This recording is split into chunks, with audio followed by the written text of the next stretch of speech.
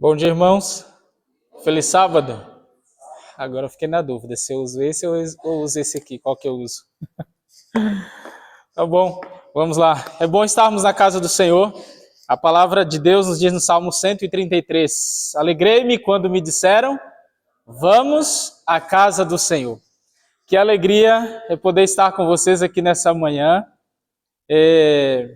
Para nós está sendo um motivo de muita felicidade estar com vocês, conhecendo o distrito de Lajeado, estar com vocês aqui nesse primeiro momento, mas muito em breve nós estaremos aqui o sábado todo com vocês e eu vou poder visitá-los e conhecê-los pessoalmente, tá bem? Então, como já foi apresentado aqui, eu sou o pastor Maurício, ou você pode me chamar também de José Maurício, não tem problema nenhum, tá bom?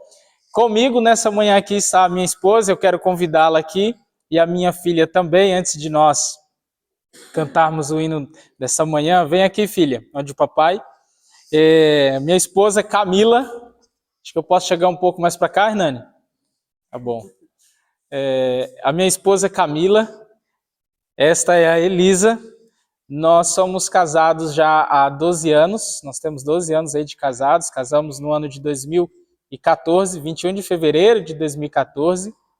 Depois de 7 anos casados, então veio o nosso presente, veio a Elisa. A Elisa tem 4 aninhos, vai fazer 5 anos agora, no dia 4 de outubro, tá bem? Já perceberam pelo sotaque que eu não sou gaúcho, né? Sou natural do estado do Tocantins, lá do norte. Sou natural ali do estado do Tocantins. A minha esposa é do estado vizinho, ela é do estado de Goiás,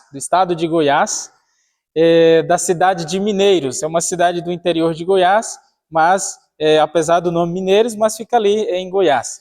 E aqui a minha princesa, nossa princesa, ela nasceu no estado do Paraná. Então aqui a nossa família é uma mistura, né? Então goiana, tocantinense e uma paranaense. Bem, a Camila ela é pedagoga, formada em pedagogia pela Universidade de Rio Verde. Estávamos trabalhando aqui no Colégio Adventista de Canoas, trabalhamos ali 2 anos e meses, e 2 anos e meio, foi o que eu falei, né? 2 anos e meio. E aí o que acontece?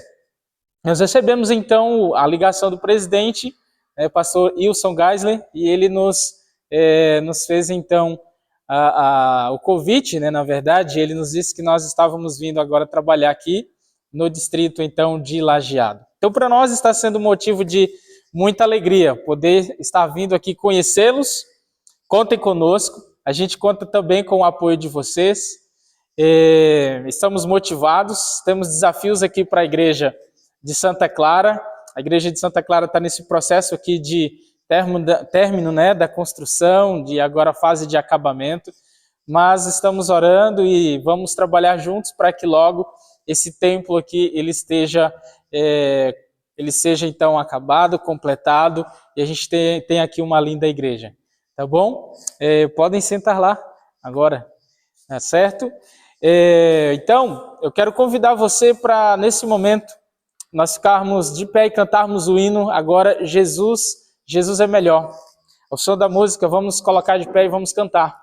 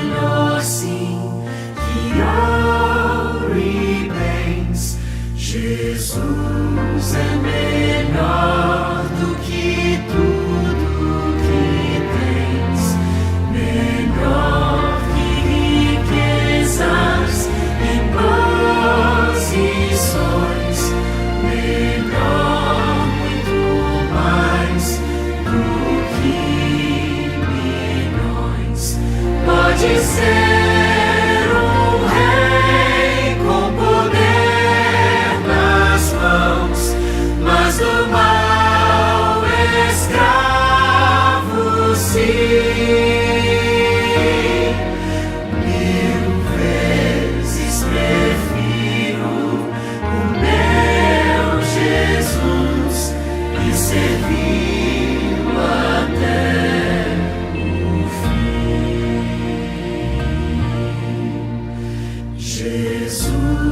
é melhor que qualquer valor, amigo leal no prazer e na dor, melhor do que tudo, ele é pra mim, melhor que qualquer amigo, enfim, pode ser o rei com poder nas mãos, mas do mal escravo, sim. 1000 vezes prefiro o meu Jesus e servi-lo até o fim. Jesus é mais puro que a linda flor. Jesus é o sol da justiça e do amor. Jesus é a fonte que satisfaz, caminho do bem, verdade e paz. Pode ser o rei com poder nas mãos, mas o mal escravo, sim. 1000 vezes prefiro o meu Jesus e servi-lo até o fim.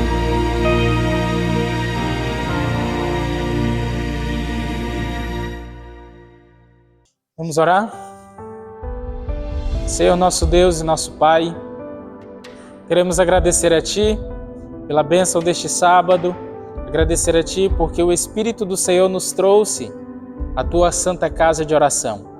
Pedimos que agora o Espírito do Senhor fale ao nosso coração através da mensagem, da Sua palavra. Pedimos também, Senhor, que ao sairmos daqui, o Espírito Santo nos use para que possamos espalhar as boas novas aos nossos familiares, amigos, vizinhos, e assim a cidade de Santa Clara seja impactada e invadida, Senhor Deus, pela palavra do Senhor. Abençoe aqui cada família representada. Essas bênçãos nós lhe pedimos e agradecemos, em nome de Jesus. Amém.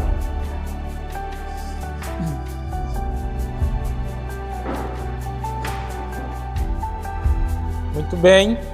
Quero convidá-los nesse momento, então, a abrir a palavra de Deus no Evangelho de João, capítulo de número 7. Evangelho de João, o capítulo de número 7. O Evangelho de João, para mim, ele é um evangelho muito especial. No livro da Bíblia, em todos os 66 livros da Bíblia, o livro de João, ele é especial para mim por pelo menos duas razões. A primeira razão é porque esse evangelho, ele tem uma particularidade em apresentar Jesus, a divindade de Jesus, mostrando Jesus como sendo Deus, Deus encarnado, Deus presente, Deus conosco, é o Deus que habita entre nós. Mas esse Deus, apesar de João apresentar Jesus como Deus encarnado, como sendo o Filho de Deus, ele mostra também que Jesus Cristo, ele tem um lado humano.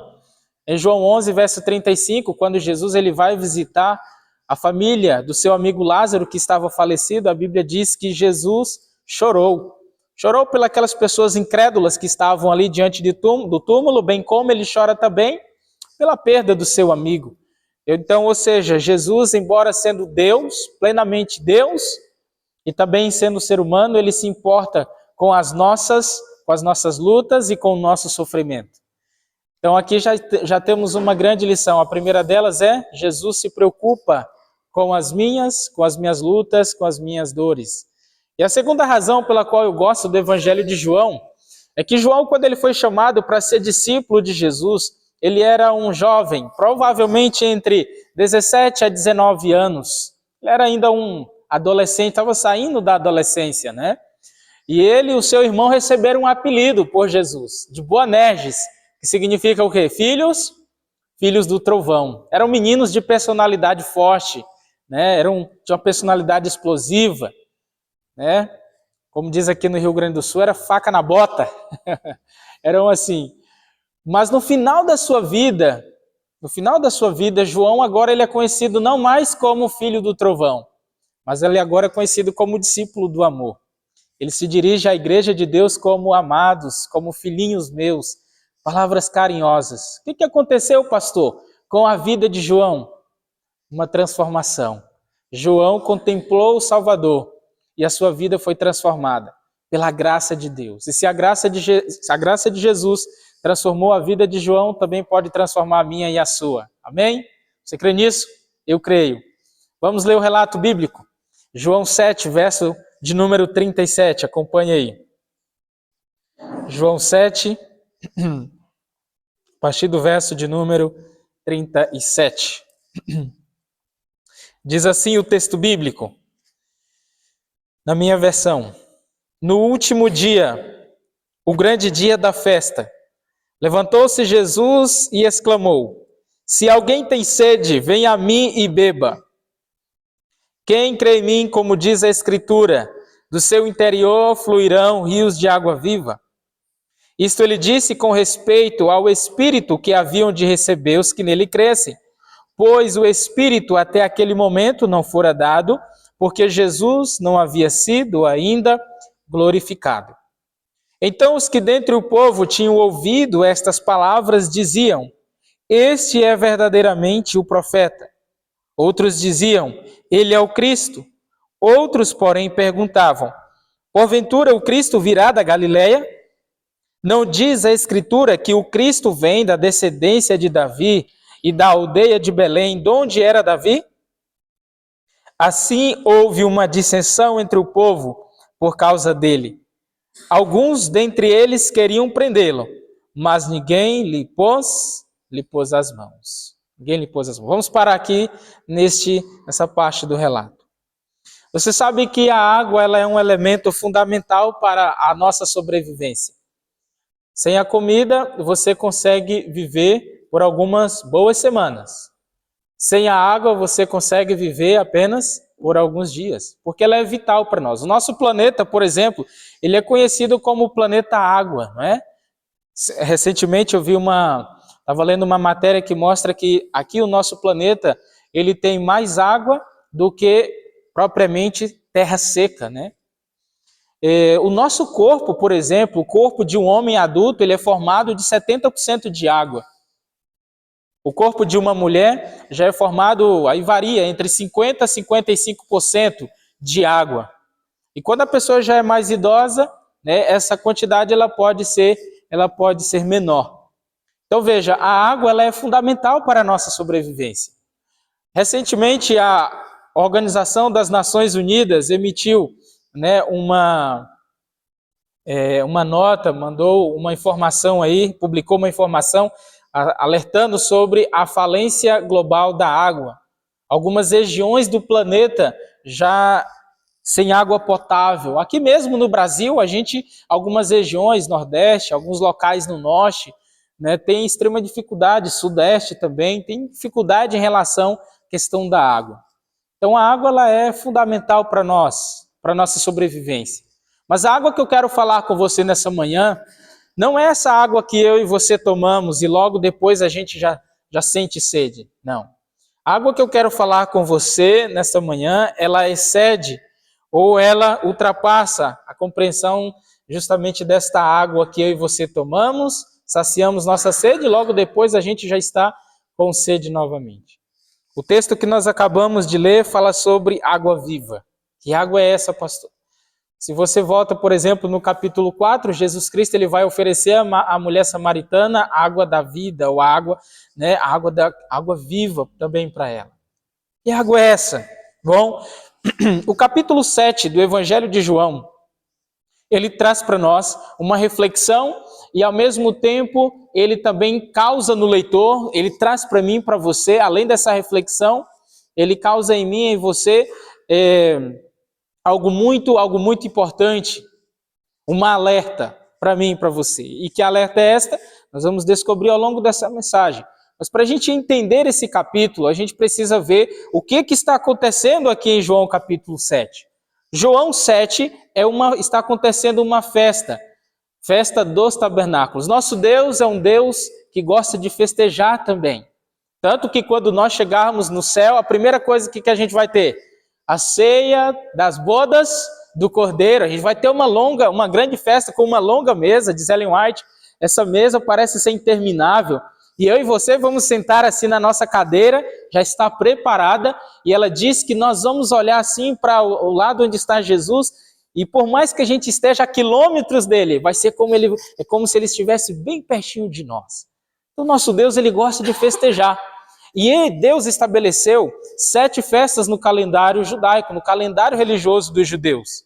Você tinha 7 festas anuais. E dentre as 7 festas, haviam 3 principais. A primeira festa dos pães asmos, que incluía inclusive a Páscoa. A segunda festa era a festa das semanas, também conhecida como a festa do Pentecoste. E a terceira e última grande festa era a festa dos tabernáculos. Era esta festa aqui. Era a festa mais popular e a festa mais frequentada que havia dentre as 7 festas em Israel. E como que era realizada essa festa? Bom, então você acabou de ver no relato bíblico que eram 7 dias de festa e no 8º dia havia então uma santa convocação. Todas as pessoas que estavam em derredor ali ou em Jerusalém tinham que ir até o templo para participar dessa comemoração. E o sacerdote, ele pegava uma espécie de cântaro de ouro no templo e ele ia numa espécie de procissão até o tanque de Siloé. E ali, quando ele chegava no tanque de Siloé, ele enchia o cântaro de água e ele voltava à frente novamente da procissão, cantando alguns cânticos de Halel, lá o Salmo 113, o Salmo 118. Eles iam cantando em procissão. E quando então o sacerdote chegava no templo, ele pegava aquela água do cântaro e ele derramava na base do altar. E ali era oferecida então uma espécie de oferta de libação de água. Tá, ok. Mas o que tem a ver essa cerimônia com a festa dos tabernáculos? Como eu disse para vocês, a festa era a última do calendário religioso. Era depois do Yom Kippur, ou seja, o dia da expiação. O povo já estava perdoado, todo mundo estava feliz e agora era a hora de comemorar. E como era que eles comemoravam, pastor? Eles comemoravam, eles saíam das suas casas e agora eles armavam tendas. Algumas de cortinas de pano, outras de folhas de palmeira, etc. E eles faziam isso por quê? Para eles lembrarem durante o período de 40 anos em que os seus antepassados, eles peregrinaram no deserto. E a Bíblia diz que durante esse período, então eles foram alimentados com o pão do céu, o maná, e também com água que saía da onde? Da rocha. E essa rocha, diz Pedro, na sua primeira epístola, e depois você tem também Paulo dizendo que essa rocha era Cristo. Então aquela cerimônia da água era para lembrar o povo justamente de que Deus havia cuidado do seu povo durante 40 anos no deserto. Mas mais do que isso, era para lembrar que a incredulidade do povo era que tinha feito eles peregrinarem durante os 40 anos naquele deserto. A incredulidade. E aqui está a alerta do capítulo 7. Cuidado com a incredulidade. Cuidado com a incredulidade. Sabe que Ellen White diz que os mesmos pecados que pousaram sobre o povo de Israel no passado, eles ainda hoje permeiam no meio do povo de Deus, é isso que tem retardado justamente a nossa entrada na Canaã celestial. A incredulidade, e é muito interessante porque no capítulo 7, você vê os irmãos de Jesus, a sua própria família, não acreditava que Jesus era o Messias, não acreditava em sua messianidade. Os irmãos de Jesus olharam para ele e disseram assim para ele: olha, tu é o Messias mesmo? Tu és mesmo quem tu está dizendo? Então faz o seguinte, vai lá para a Judéia, vai lá para o templo. Se tu quer ser conhecido, então vai para lá realizar os milagres lá. E Jesus disse para ele: calma, que ainda não é o momento. Se vocês querem ir, podem ir. Os líderes judeus estavam debatendo, procurando ele, querendo saber quem é você, quem era aquele homem. E a multidão, alguns estavam dizendo, ele é realmente o profeta. Outros diziam, não, ele é apenas um enganador, está realizando sinais e enganando o povo. O povo estava com o seu coração incrédulo, acerca de quem era Jesus. Mas naquele dia, a Bíblia diz que Jesus ele se levanta e ele diz, se alguém tem sede, venha a mim e beba. E aquele dia era o dia mais importante da festa. Séculos haviam se passado, anos se passaram. O povo subia até Jerusalém e voltava para casa e o seu coração parecia vazio. Mas naquele dia e dessa vez, ali estava Jesus.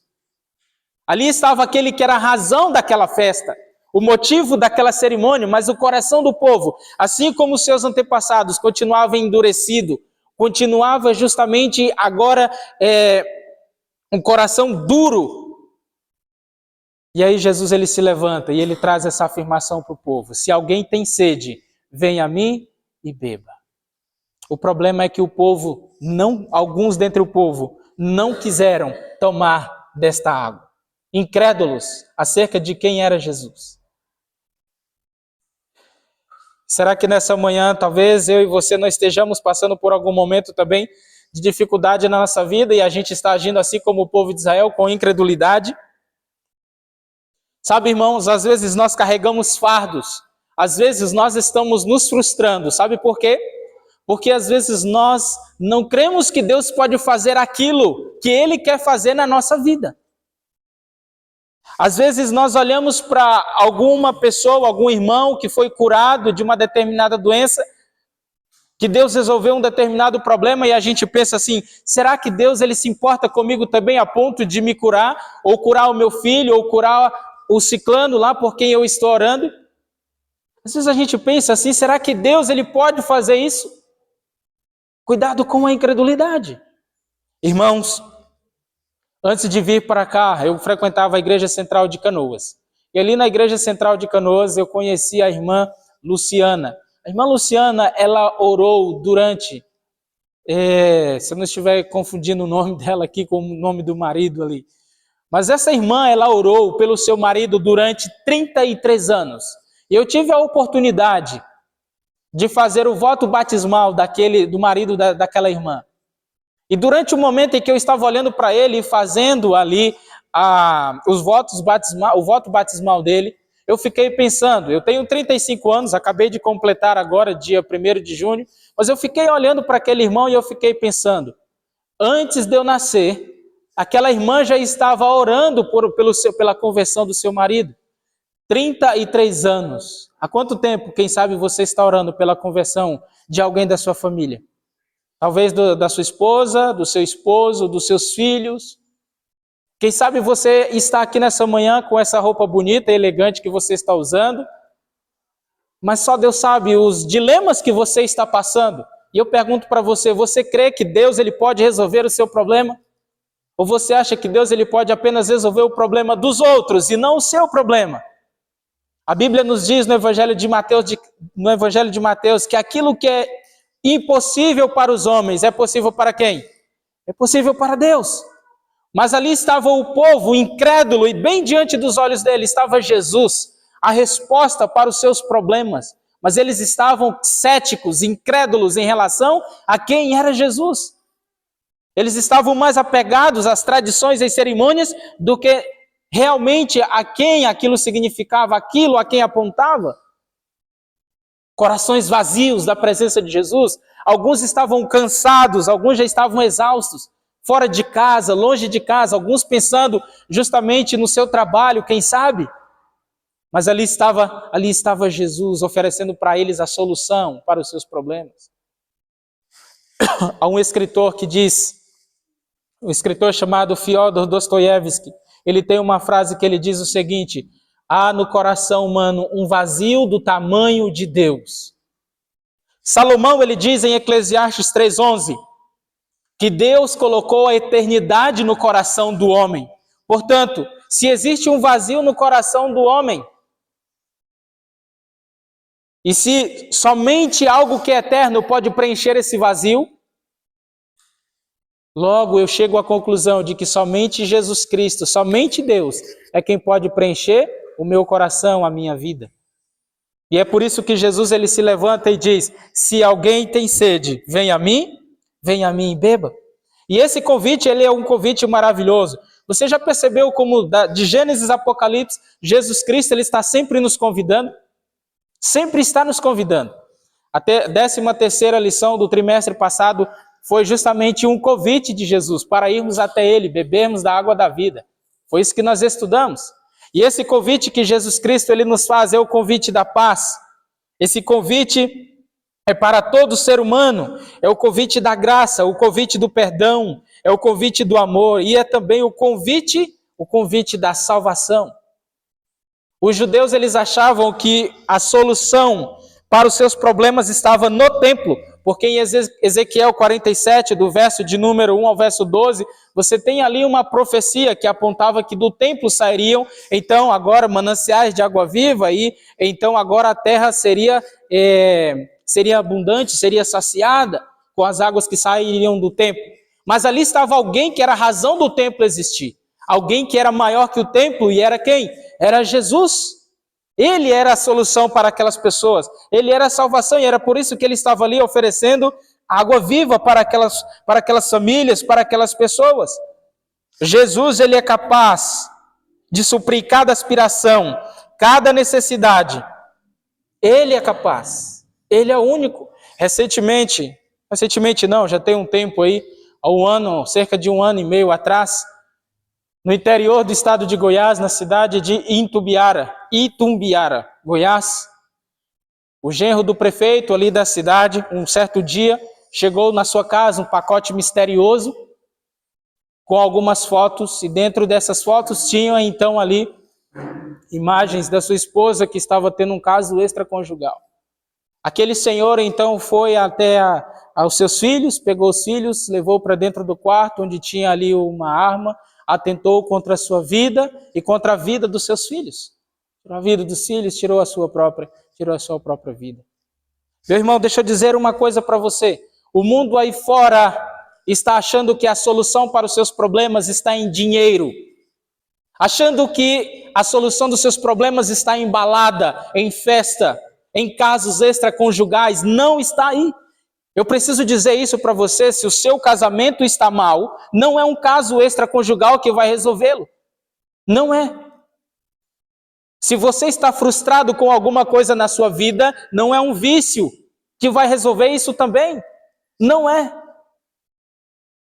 Querido, a única solução para esse mundo é a pessoa de Jesus Cristo. Para as nossas frustrações, para as nossas decepções, o nome é Jesus Cristo.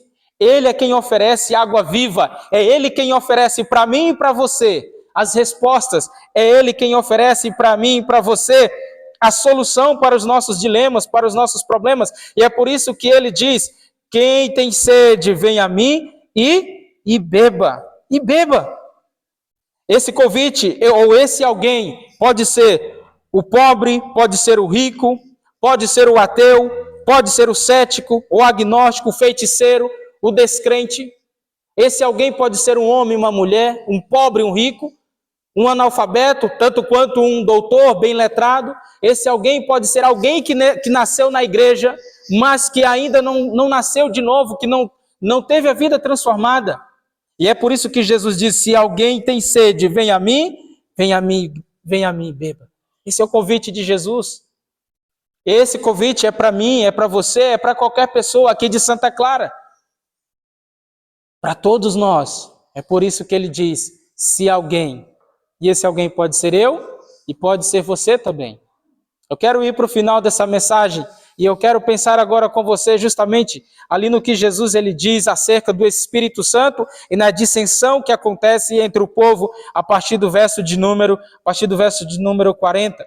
Porque quando Jesus ele faz esse convite: se alguém tem sede, venha a mim e beba, logo em seguida ele diz, olha, ele faz uma promessa: se você aceitar esse convite, e se você beber dessa água viva, do seu interior fluirão o quê? Rios de água viva.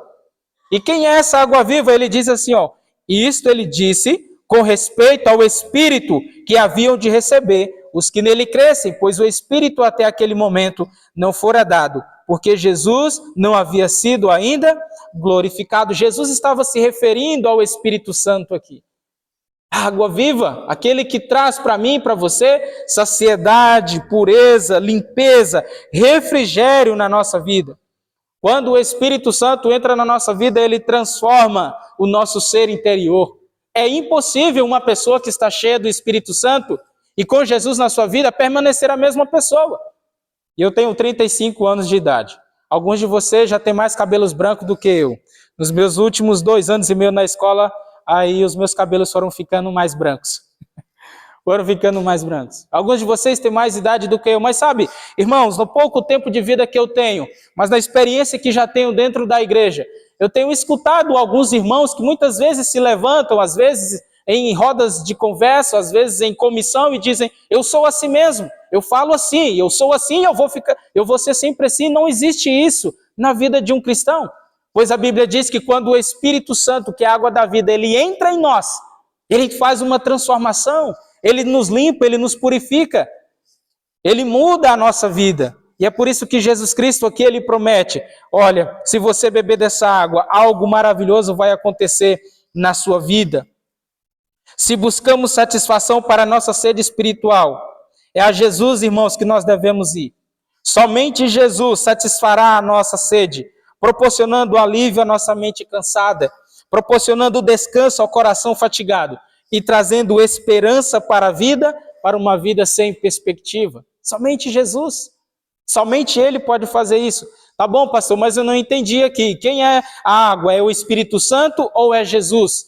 Nesse contexto, o Espírito Santo é a água. Mas toda a água que jorra, ela jorra do quê? De uma fonte. E a fonte aqui é Jesus Cristo. E o Espírito Santo nos conduz justamente para perto de Jesus. E aí se cumpre aquilo que está em João capítulo 16. Quando nós temos o Espírito Santo, o Pai e o Filho vêm e eles fazem morada onde? Em nosso coração. Ele faz morada em nós.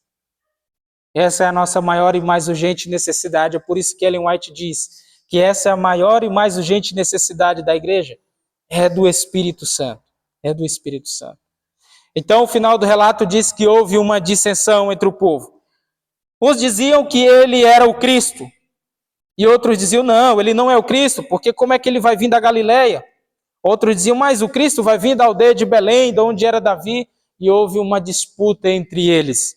Eles estavam mais preocupados em saber qual era a origem, o nascimento de Jesus, do que propriamente quem era Jesus. Meus irmãos, essa mesma disputa, esta mesma dissensão, ela ainda acontece nos nossos dias. Sabiam disso? Muita gente aí. Quem é Jesus para você? Para alguns, Jesus foi apenas um grande mestre. Para outros, Jesus ele foi apenas um grande influenciador. Outros, Jesus foi um revolucionário. A Bíblia diz, mas eu fico imaginando que naquele dia, um grupo decidiu crer quem era Jesus. Jesus é o Messias. E eles se agarraram a isso. Um outro grupo, eu imagino que eles, não, isso aí é um impostor. E foram embora para suas casas, voltaram para os seus lugares, com o coração vazio, e selaram o seu destino eternamente. Talvez nunca mais ouviram e nem viram Jesus.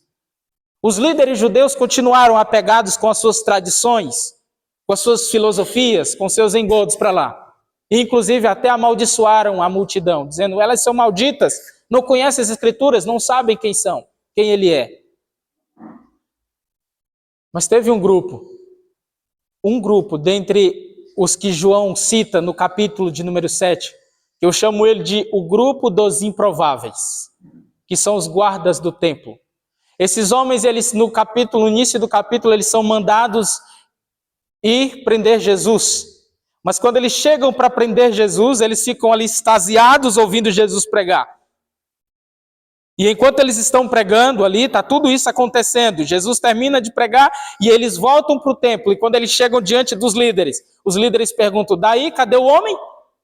E então agora eles respondem com uma afirmação extremamente poderosa. E eles dizem assim para os líderes, nós nunca ouvimos alguém falar como este homem. Porque Jesus não ensinava como aqueles líderes fariseus, saduceus no templo, como diz Mateus capítulo de número 23, sepulcros caiados. Por fora era uma aparência, mas por dentro eram túmulos podres. Não viviam aquilo que pregavam em secreto. Não viviam aquilo que de fato ensinavam. Mas Jesus, que tinha autoridade sim, ensinava o povo. E é por isso que os guardas voltam extasiados com o que Jesus está ensinando. Ele é a fonte da água viva. Ele é a solução. Ele é a resposta para mim e para você. Meus irmãos, o profeta Isaías nos diz que seca-se a erva, cai a sua flor, mas a palavra de Deus dura quanto tempo? Para sempre, eternamente. Então agora a história deixa de ser sobre os judeus que viveram há mais de 2000 anos atrás, e agora é sobre mim, e é sobre você, e é sobre a igreja de Santa Clara. Olhe aqui nos meus olhos azuis. É porque está dando um reflexo aqui, né? Você está vendo meus olhos azuis. Mas olha para mim. Quem é Jesus para você? E se ele estiver agora aqui, estivesse ao seu lado fisicamente, e ele perguntasse para você: quem sou eu para você? Qual seria a resposta? Você que está assistindo também, quem é Jesus para você? Quem é ele para você? Dependendo da resposta que você der, ele será o Senhor e Salvador da sua vida. Ou ele será apenas um Jesus segundo as suas perspectivas, e que logo você vai estar frustrado, decepcionado com ele. Quem é Jesus para você? Para o faminto Jesus Cristo, ele é o pão da vida. Para aquele que está nas trevas, ele é a luz do mundo. Para aquele que está perdido, ele é o bom pastor. E para aqueles que acham que até a morte não tem solução, Jesus Cristo, ele diz: eu sou a ressurreição e a vida. Esse é Jesus. Não permita que a incredulidade, não permita que o ceticismo, que a dúvida, que o medo ou qualquer outra coisa impeça você, nos impeça de nós vermos a Jesus Cristo, nosso Senhor e Salvador, como o Senhor da nossa vida, o nosso Salvador, a nossa resposta. Obrigado, querida.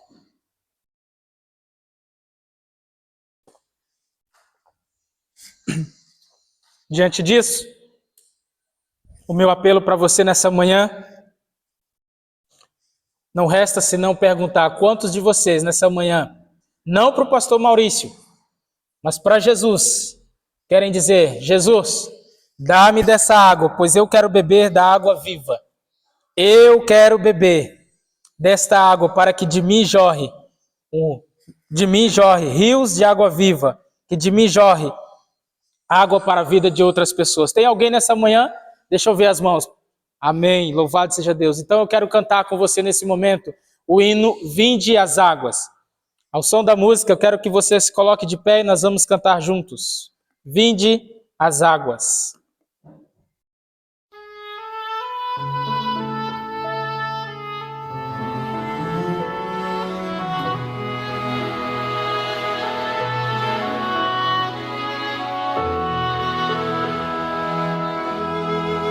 Todos vós que tendes sede, vinde as águas. E quem já se sente perdido, vinde tomar e beber. E inclinem seus ouvidos, e vossa alma viverá. Quem estiver com sede, vinde as águas. Buscai ao Senhor enquanto se pode achar.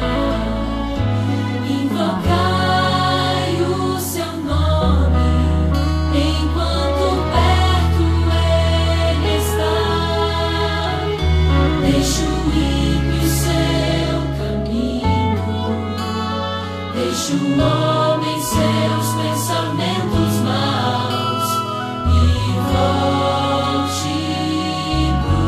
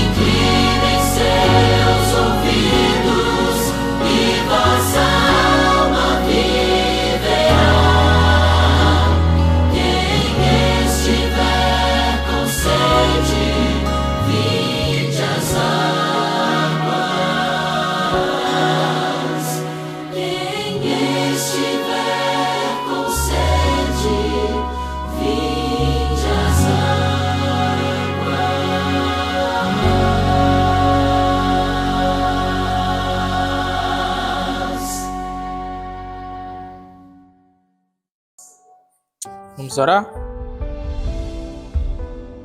Senhor, nosso Deus e nosso Pai, louvado, bendito e exaltado seja o Teu nome, Senhor. Obrigado, meu Deus, porque todos os dias o Senhor nos oferece água viva. Pedimos, Pai, nos dê dessa água. Ajude-nos a tomar a largos sorvos desta água, largos goles desta água. Pai amado, queremos ter o Espírito Santo em nossa vida, queremos ser cheios do Espírito Santo e que a Igreja de Santa Clara todos os dias possa beber dessa água e que da vida desses filhos e filhas do Senhor possa então brotar rios de água viva para a vida de outras pessoas. Continue, Senhor Deus, presente aqui, agora nos momentos que se seguirão nesta adoração. Continue abençoando cada família aqui representada. Oramos pelo Gilmar nesse momento, que não está em condição favorável de estar aqui conosco. Sua saúde está fragilizada, mas nós oramos por ele nesse momento. Assim como cada um dos irmãos que estão impossibilitados de vir até aqui à Igreja de Santa Clara. Abençoe, Senhor Deus, o nosso projeto, o nosso sonho aqui da Igreja de Santa Clara, que o Senhor esteja à frente, nos dando recurso e condições para logo vermos esse templo, essa igreja concluída. É o que nós lhe pedimos e nós agradecemos em nome de Jesus. Amém.